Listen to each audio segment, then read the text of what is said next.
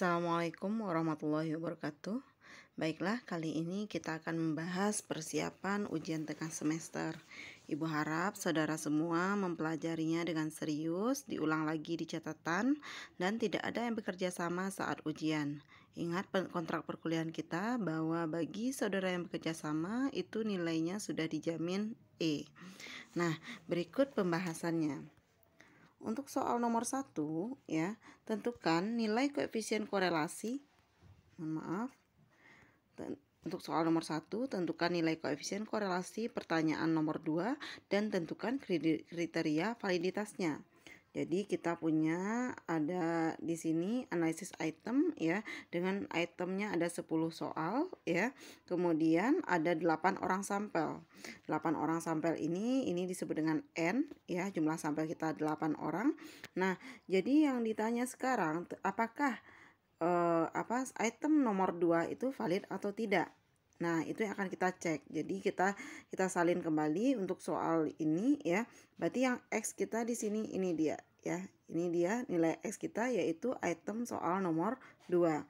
Dan ini adalah nilai Y-nya. Oke, next kita lanjut berikutnya.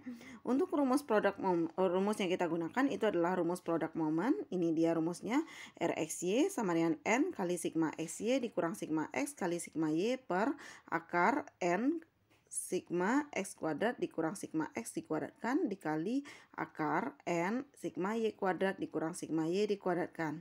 Nah, ini adalah kriterianya, kriteria koefisien korelasi. Nah, dikatakan valid jika nilai koefisien korelasi di atas 0,5. Nah, jika di bawahnya artinya item kita tidak valid. Nah, kita lanjut soal pembahasan soalnya. Nah, ini dia kita salin dulu ya. Nanti kita salin dulu per item soal nomor 2 tadi ya. Item soal nomor 2 tadi ini dia ya. Nah, di mana jumlah itemnya itu jumlah dari soal nomor 2 ini soal nomor 2 ya. Yang kita salin kembali, jumlahnya itu adalah 5. Kemudian Y adalah skor total, kita salin kembali, ini jumlahnya adalah 47. Nah, X kali Y, berarti X-nya kita kalikan dengan Y, berarti ini adalah 0 kali 8, 0, 0 kali 5, 0, ini dia 1 kali 4, 4, ya, 1 kali 5, 5, dan seterusnya. Dengan jumlahnya adalah 30. Jadi ini dikatakan dengan sigma XY. Nah, sekarang ini ada X kuadrat, ya, X kuadrat, mohon maaf, tertinggal ya. X kuadrat artinya yaitu X-nya dikuadratkan 0 kuadrat 0, 0 kuadrat 0, 1 kuadrat 1 ya. Kemudian 1 kuadrat 1 dan seterusnya. Kalau ini adalah nilai dari Y kuadrat ya. Untuk Y kuadrat berarti 8 kuadrat sama dengan 64, 5 kuadrat sama dengan 25, 4 kuadrat sama dengan 16, 5 kuadrat sama dengan 25 dan seterusnya. Nah, ini dikatakan dengan jumlah dari X kuadrat, sigma X kuadrat, ini adalah sigma Y kuadrat. Nah, kita lanjut berikutnya. Ini dia. Jadi N kita sama dengan 8 karena sampel kita ada 8 orang tadi. Kita sigma XY berarti X kali Y. Kita cari X kali Y-nya tadi dengan sigma XY-nya adalah 30 ya. Kemudian sigma X5, sigma Y 47. Kemudian sigma X dikuadratkan. Artinya sigma X dikuadratkan ini artinya 5 ini ya dikuadratkan sama dengan 25. Sigma Y dikuadratkan artinya 47 dikuadratkan dapatnya 2209. Untuk sigma X kuadrat ini didapatkan dari kita cari dulu X kuadratnya. Baru ini dia ya, sigma X kuadrat. Kalau ini adalah sigma Y kuadrat ya. Ini dia 295. Nah, kemudian kita substitusi ya ke rumusan ini. Berarti N-nya 8, sigma XY 30 tadi ya. Kemudian dikurang sigma X itu 5, sigma Y 47 dibagi dengan akar 8 kali 5, sigma X kuadrat itu 5 ya. Kemudian dikurang dengan sigma X dikuadratkan 25 kali akar N-nya 8 ya dikali sigma Y kuadrat adalah 295 dikurang dengan sigma Y dikuadratkan 47 dikuadratkan dapatnya 2209.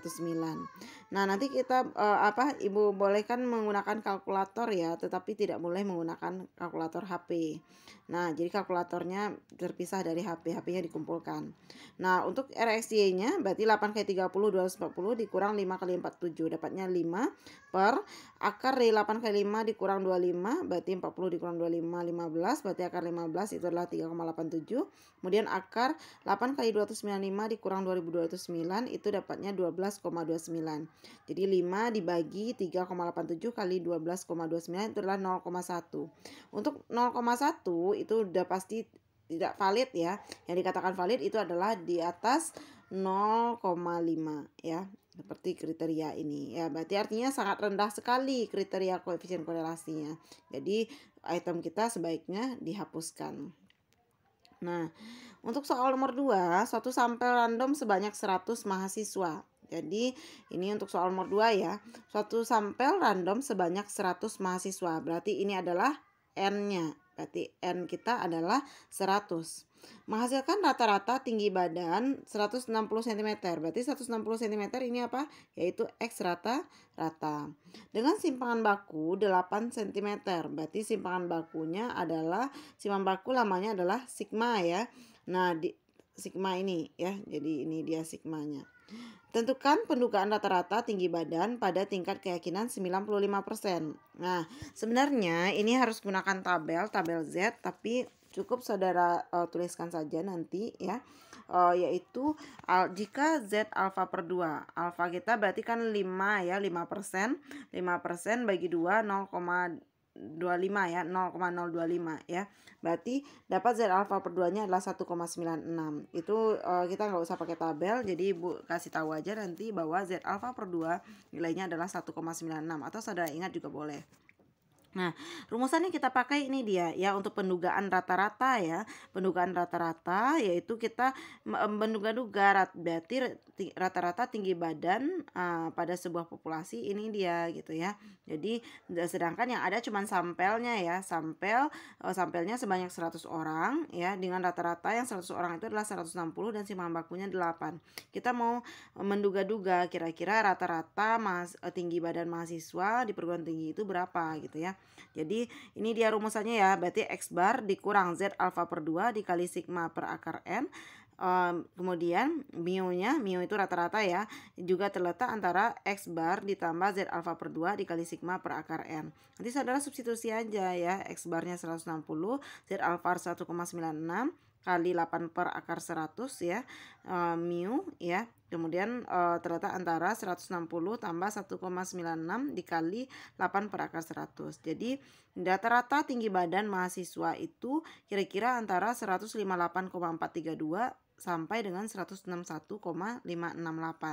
Itu dia. Itu kita menduga-duga ya rata-rata dari sebuah populasi dengan cuma ada sampel saja, itu dia. Nanti saudara ulang lagi ya untuk mencatatnya agar lebih paham ya. Kita lanjut berikutnya.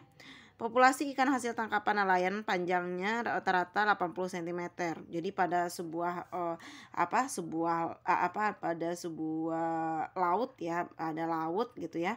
Kemudian rata-rata panjang ikannya itu 80 cm populasinya. Dengan simpangan baku populasi adalah 7 cm. Nah, setelah 3 tahun beroperasi, konsumen meragukan panjang ikan tersebut. Guna meyakinkan keabsahan hipotesis tersebut ya, seorang peneliti mengambil 100 ekor ikan secara acak. Jadi dia mengambil sampel yaitu 100 ekor ikan secara acak dengan panjang rata-ratanya 83 cm. Nah, kita mau menguji apakah benar rata-rata pada populasi itu masih 80 cm atau tidak gitu ya. Berarti ini yang menjadi hipotesis kita ya. Nah, ini dia hipotesis kita ya. Kita lihat ya. Berarti H0 kita mu 0 itu sama dengan 80, berarti hipotesis alternatifnya mu tidak sama dengan 80 ya.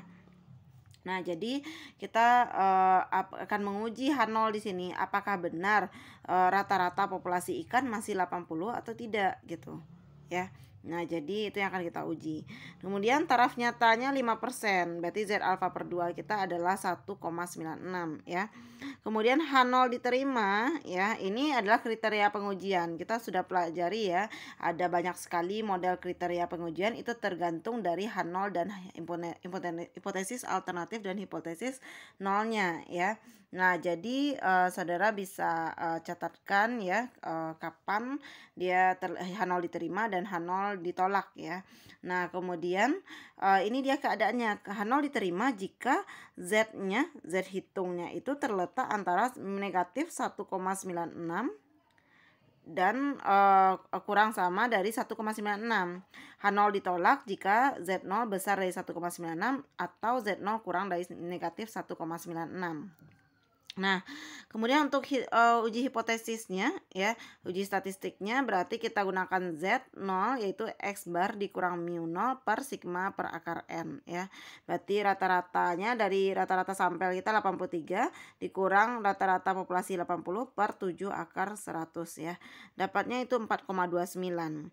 Nah, 4,29 itu artinya besar dari 1,96 ya. Berarti H0 berarti kalau besar dari 0, besar dari 1,96 artinya ini dia ya, Z0 ya, Z0 besar dari 1,96 ya, 4,29. Artinya H0 ditolak ya. Kalau H0 ditolak berarti ini dia ya, berarti H0 ditolak artinya populasinya itu ya, panjang populasi ikan tidak lagi 80 cm gitu ya. Jadi terdapat perbedaan signifikan ternyata ya. Ternyata kalau di sampel yaitu 83 ya. Ternyata di hipotesisnya di populasinya itu kan 80 tadi ya. Nah, ternyata memang tidak diterima H0 kita lagi ya. Ternyata ada seiring dengan perkembangan ya waktu ya. Ternyata rata-rata ikannya itu panjangnya udah melebihi dari 80 gitu.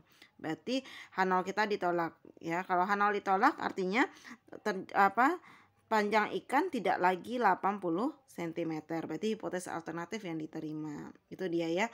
Nah, jadi untuk mendapatkan 1,96 tadi kita bisa gunakan tabel T atau boleh juga tabel distribusi Z ya.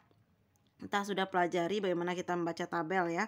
Berarti kalau dari T berarti 0,025 ya, 0,025. Kemudian karena dia lebih dari 30 ya, berarti kita anggap tak hingga. Berarti ini dia. Berarti yang kita gunakan adalah meleset ya. Berarti ini dia yang 1,96 itu ya, yang kita gunakan untuk Z-nya, Z alfa per 2 kita ya. Sebenarnya bagusnya kita gunakan tabel Z ya. Jadi kalau ini kan tabel T. Kalau tabel T biasanya sampelnya itu kurang dari 30. Nah, Ibu harapkan saudara pelajari dengan lebih teliti lagi, diulang lagi di catatannya. Jika tidak paham, silakan ditanya kembali. Oke. Assalamualaikum warahmatullahi wabarakatuh.